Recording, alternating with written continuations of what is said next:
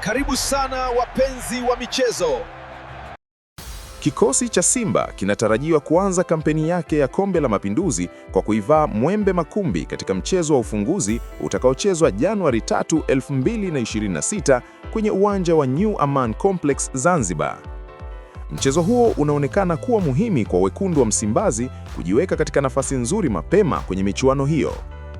Simba itaingia uwanjani ikiwa na dhamira ya kusaka ushindi wa kwanza, huku benchi la ufundi linaloongozwa na Steve Barker inalenga kuona kikosi chake kikiweka alama 3 kabla ya kuingia kwenye mechi zinazofuata.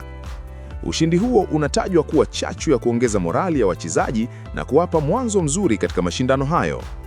Katika mchezo huo wa kwanza, Simba itakuwa mwenyeji kwa mujibu wa ratiba, jambo linalowapa nafasi ya kuonyesha ubora wao dhidi ya Mwembe Makumbi. Mashabiki wa soka wanatarajia kuona mchezo wa ushindani, hasa ikizingatiwa kuwa timu hizo zinatumia michuano ya Mapinduzi kupima uimara wa vikosi vyao. Baada ya mechi hiyo, Simba itarejea tena uwanjani Januari 5, 2026 kwa mchezo wake wa pili dhidi ya Fufuni SC ya Zanzibar. Tofauti na mchezo wa kwanza, safari hii Simba itakuwa ugenini, hali itakayohitaji umakini na maandalizi ya ziada kutoka kwa wachezaji na benchi la ufundi.